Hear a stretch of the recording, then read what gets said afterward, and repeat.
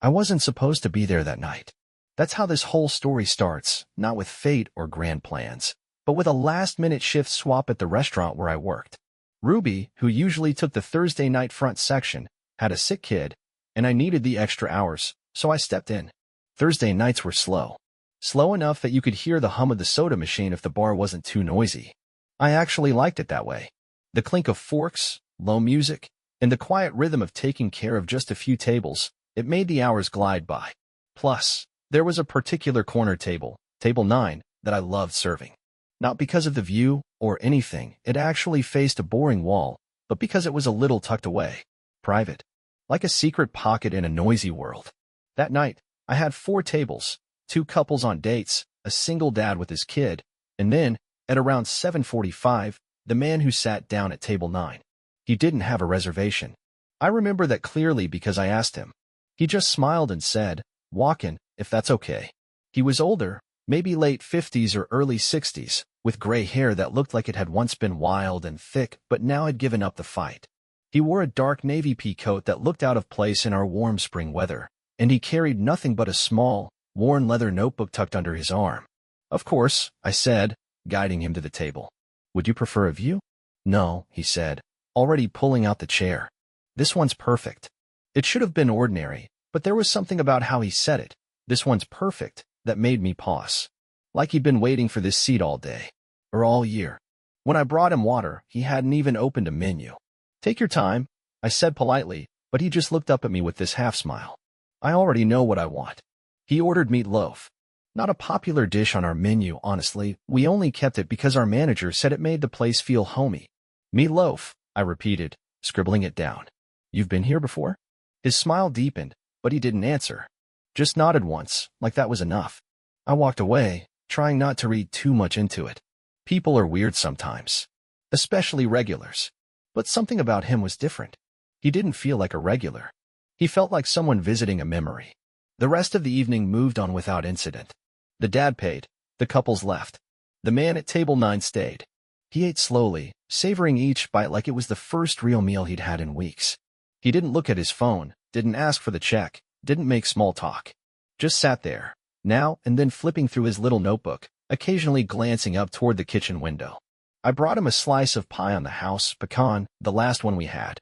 "Wasn't sure if you were a dessert guy," I said, setting it down. His eyes lit up. "I always used to be." Used to be. That phrase stayed in my head. Like he was talking about someone else. Or someone he used to be. As I cleared the other tables, I caught myself watching him. There was something about the way he sat, quiet but with this air of finality, like he'd come to the end of something and was just sitting in it, letting it settle. By 9:30, we were almost closed. I brought the check over, tucked under a receipt tray. He didn't look at it, just reached into his coat and pulled out a single $50 bill, laying it gently on the table. "Keep the change," he said. "That's too much," I started, but he waved me off. "Thank you," he said quietly, almost to himself. "For the pie." Then he stood up, buttoned his coat, and walked out into the night. No phone number. No name on a card. Just the notebook, the meatloaf, and a $50 bill. The weird part? When I went to clear the table, the check was still there. Untouched. Not even opened. And scribbled on the napkin beneath the tray in tidy handwriting were 5 words. "I almost told her tonight." I don't know what it was about those 5 words. I almost told her tonight, but they hit me like a quiet punch. I stood there, napkin in hand, the rest of the dining room nearly empty, and felt this weird chill crawl down my arms. Not fear, exactly. More like recognition? Like I'd stumbled onto the last sentence of a book I hadn't started reading yet. I slipped the napkin into my apron pocket without even thinking. Some part of me didn't want the night crew to toss it, or worse, mop over it. I knew it was probably nothing. People leave weird things behind all the time, napkin doodles, love notes, even, once, a breakup letter addressed to the universe. But this felt different. Personal. Incomplete. Back in the break room, while I waited for the busser to finish the floors, I pulled out the napkin again. Stared at the words. I almost told her tonight. Told her what? Was he going to confess something? Apologize? Say goodbye? The man hadn't seemed sad, exactly. Just distant. Like he was halfway between here and somewhere else, some memory he hadn't finished replaying. That bothered me more than I wanted to admit. By the time I got home, it was past 11. My roommate, Cassie, was already asleep, so I tiptoed into the kitchen, pulled out some cold leftover pasta, and sat at the counter with the napkin beside my plate. I ate half of it before I realized I was chewing and not tasting.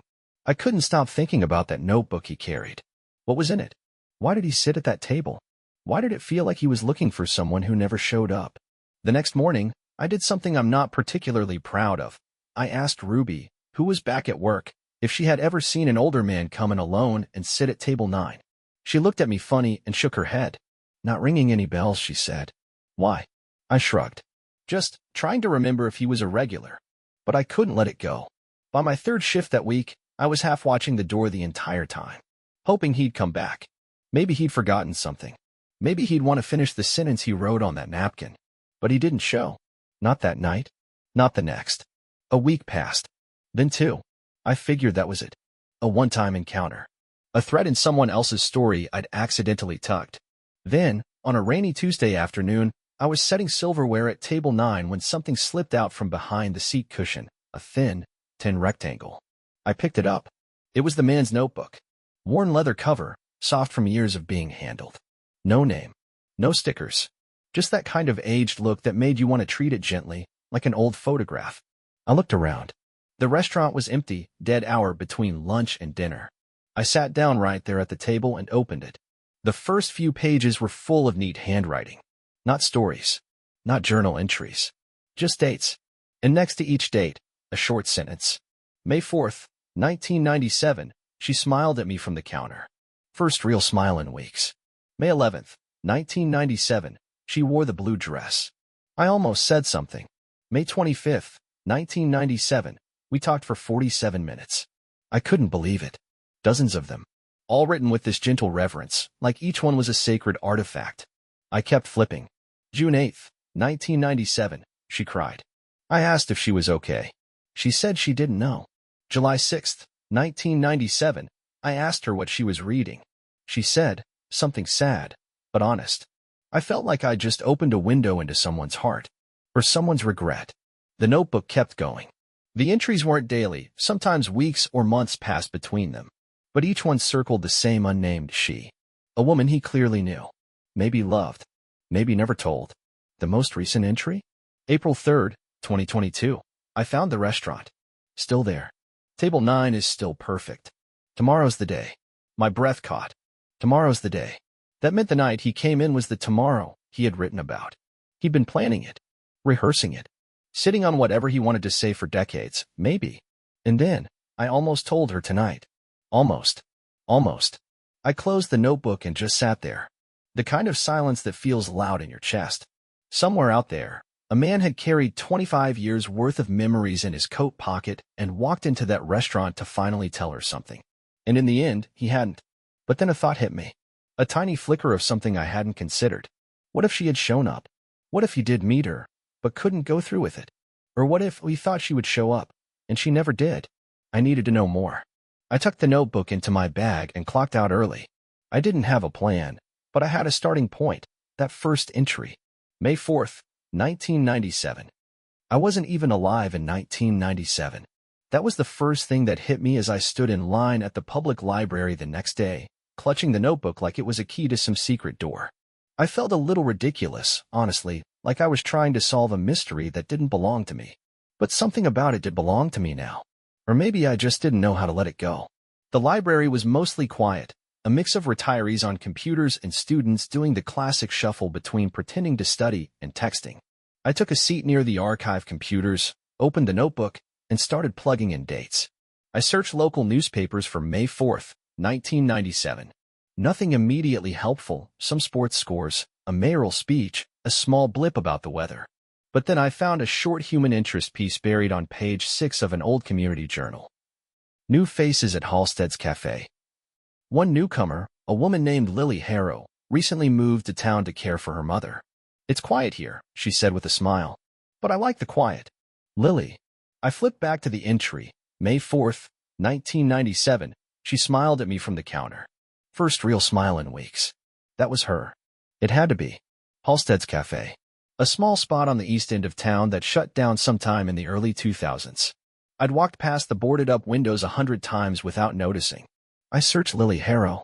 A few hits popped up, old community event listings, one photo in a scanned newspaper from a 1999 art fair, and a wedding announcement, but it wasn't hers. She was listed as a guest. The next clue came from another notebook entry. June 22nd, 1998. She brought me coffee, said she'd made too much. I said it was perfect. She laughed. I thought maybe that was a sign. The entries were filled with these kinds of moments, glances, shared jokes, little kindnesses. I felt like I was watching someone fall in love in slow motion, terrified to make a move. It was heartbreaking and beautiful and honestly a little infuriating. Why hadn't he just told her? I kept digging. I had a rough timeline now, and as I pieced it together, a picture formed.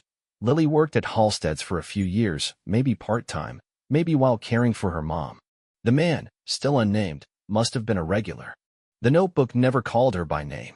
He never wrote about himself. It was all her.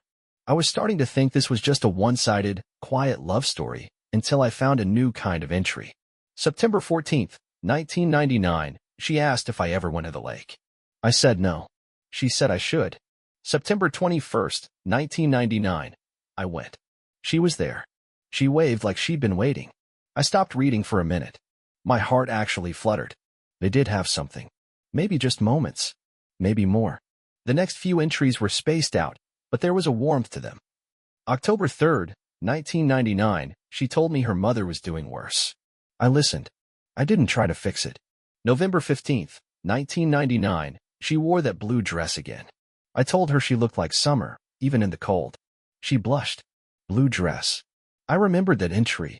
She wore the blue dress. I almost said something. And then, December 12th, 1999, she didn't come in this week. I asked someone. They said her mother passed. That's when the entries changed. They got shorter. Sadder. The dates became more spaced out, like you didn't know what to write anymore. January 9th, 2000, she came in. Her eyes were red. She smiled anyway. I couldn't say anything. And then this.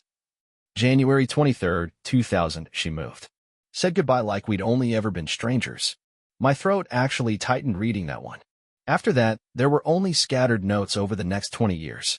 A couple references to him driving by the old cafe, once to spotting someone who looked like her at a grocery store in another town. A few pages were blank. But then, in early 2022. March 14th, 2022, found her online. Not sure it's her. Looks older. But it could be. Email's public. Haven't written. What would I even say? March 28th, 2022, wrote a draft. Didn't send it. Might just go to the restaurant.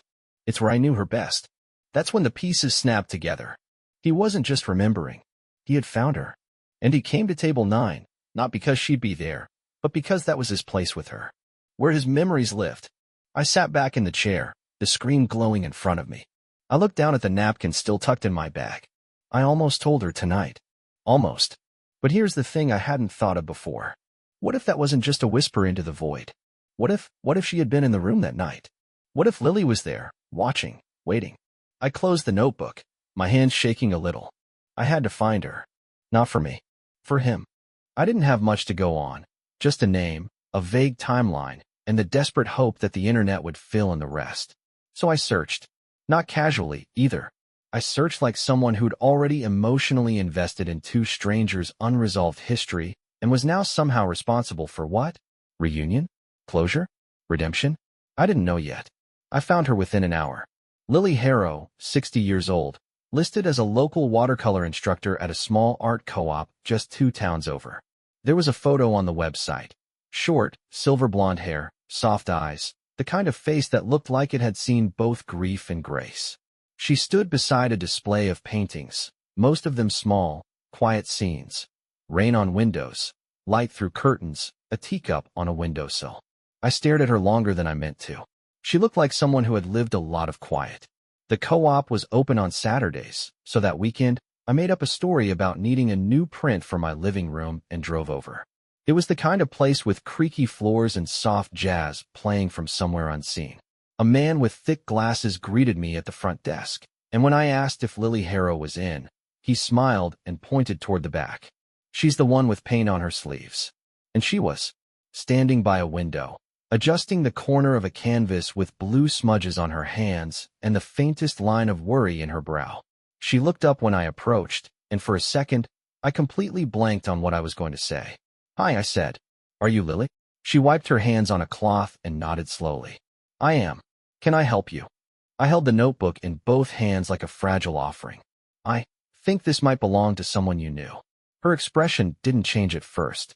She took it gently, ran a hand over the worn leather, then looked back up at me. "I haven't seen this in a very long time." I blinked. "Wait, so you knew about it?" She didn't answer right away. Instead, she pulled out one of the folding chairs near her station and sat down, motioning for me to do the same. "I'm sorry," I said quickly. "This is probably weird. I work at a restaurant, and this man came in, and he left that behind, and I didn't know what to do with it. But then I found your name." "Table 9, she said softly. I froze. "You were there." She nodded. I was. Something inside me, tension I didn't know I was holding, released all at once. "You were sitting by the window. That corner booth. You were watching him." Her voice was calm. I wasn't sure if he'd recognize me. It had been a long time. People change. I leaned forward. "Why didn't you go over?"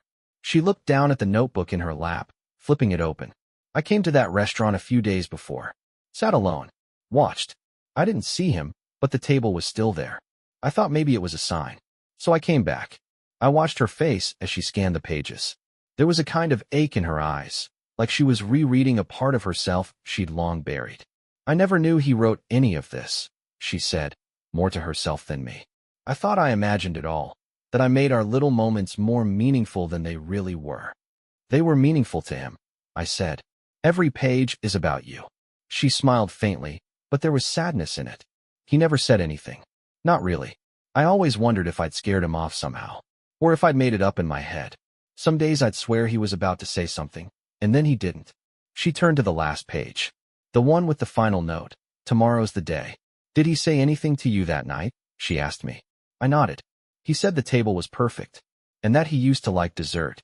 She laughed once, short and real. "He had a sweet tooth back then. Always asked for extra cream with his pie." I hesitated, then said, "He left a note on a napkin." Her eyes flicked to mine. I pulled it out of my bag and handed it to her. She read it slowly. Her fingers trembled just slightly. I almost told her tonight. She held it for a long time, then looked back up. I was right there, a few tables away. I kept waiting for him to see me, but he didn't. "I think he did," she said. "Just not soon enough." Something about that hit me harder than I expected. She stood then, smoothing her paint-stained shirt.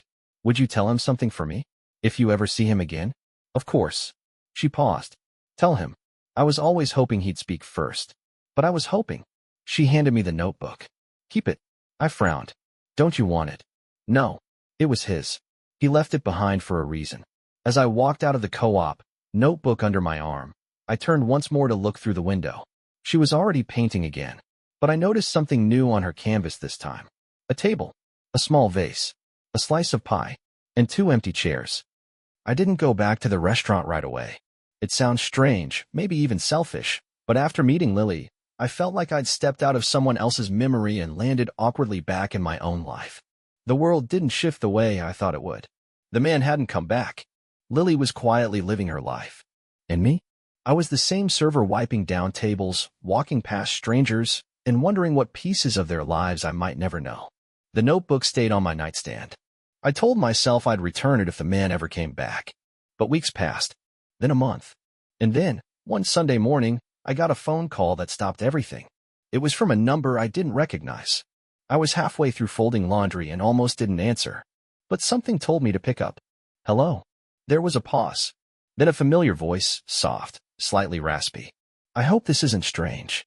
You're the young woman from the restaurant, aren't you?" I sat down on the edge of my bed. "Yes, it's you." He let out a breath, like he wasn't sure if I'd remember him.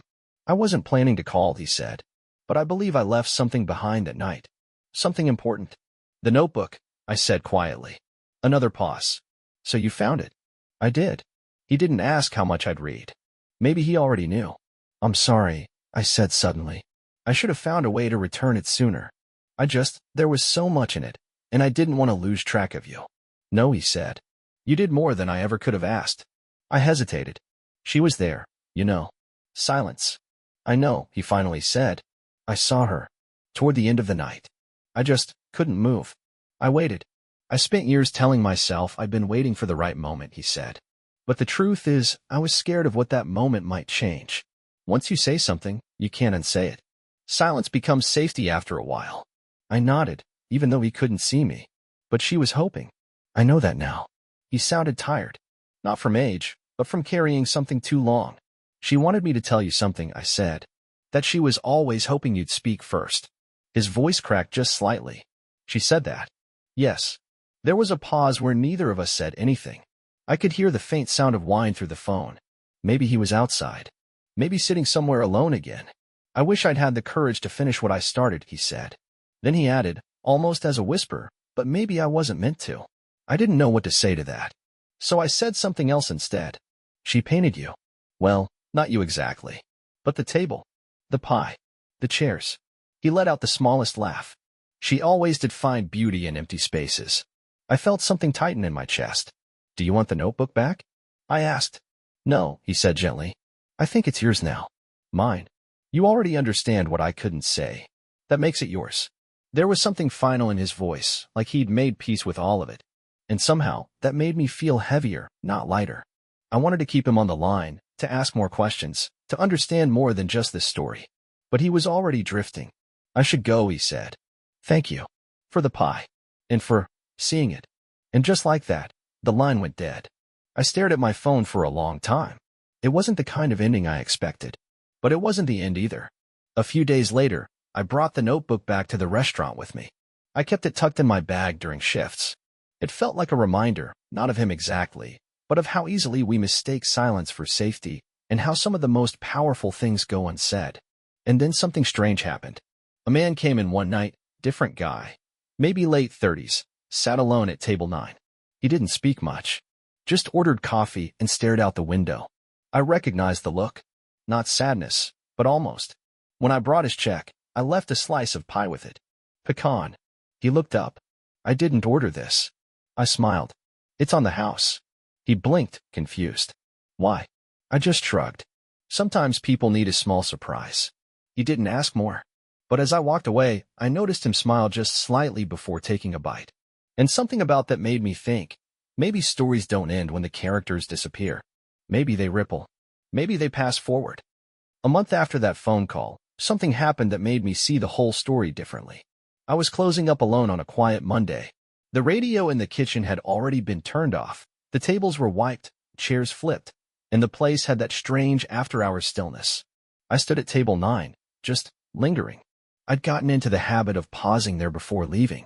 Not for any big reason. Just a moment of quiet. I don't know what made me reach into my bag, but I pulled out the notebook again. I hadn't opened it since the phone call. I thought I'd memorized every page. I hadn't. Tucked between the last 2 pages, almost glued together by time, was a single folded sheet of lined paper. Different from the rest. Less careful. The handwriting was messier, looser. Like it had been written quickly. Or urgently. At the top it said, simply, for the one who finds this. My heart started pounding. I unfolded it. If you're reading this, then I didn't go through with it.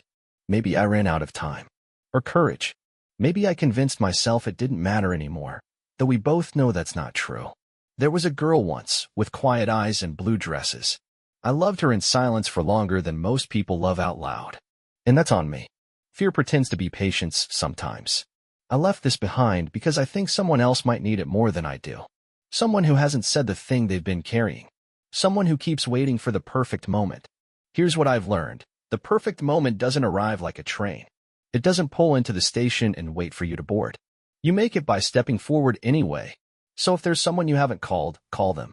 If there's something you've been meaning to say, say it. Don't end your story with almost. J. That was the first time I learned his name. Just an initial. J. But it felt like enough. I sat down right there at the table. My chest was tight in that way you feel when you're both cracked open and stitched up all at once. It wasn't just his message anymore. It was a mirror. Because here's the truth I haven't told you. There was someone in my life, too. Someone I hadn't talked to in almost a year. His name was Evan. And he wasn't some grand, dramatic lost love. He was just real. Honest. We dated for about 6 months, and it was good. Easy. Even. But then life got loud. Work stress, family stuff, my own walls, and I let the quiet grow between us. He called once, left a voicemail that said, I hope you're okay. I miss how you laugh at the wrong parts of movies. And I never called back. I told myself I was protecting both of us. But sitting there, with JS' letter in my hands, I realized I had done the same thing he did. I chose silence over uncertainty. I chose almost. The next morning, I called Evan. He picked up on the second ring. And I said everything I should have said a year ago. He listened. He didn't interrupt. He didn't forgive too quickly either, but he heard me. And when I said, I'm not asking to go back, just not to stay gone, he said, I think I'd like that. We got coffee 2 days later. No fireworks. No violins. Just two people meeting again. A new moment, imperfect and enough. And here's the final twist. I don't think Jay ever meant for the notebook to return to him. I think he left it on purpose. A gift. A confession for someone else to carry forward. He didn't get the ending he hoped for. But he gave me a better beginning. Now, sometimes after work, I sit at table 9 with my own notebook. I write about the small things. A kid dancing to the music on the speakers. A woman reading alone with red lipstick and no fear. A couple sharing fries and stories about bad first dates. And every so often, when someone sits alone at a table and looks like they're carrying more than what's on the menu, I leave a slice of pecan pie on the house. No explanation. Just a little nudge. A little hope. Because maybe that's the best any of us can do. To turn someone else's almost into someone else's moment.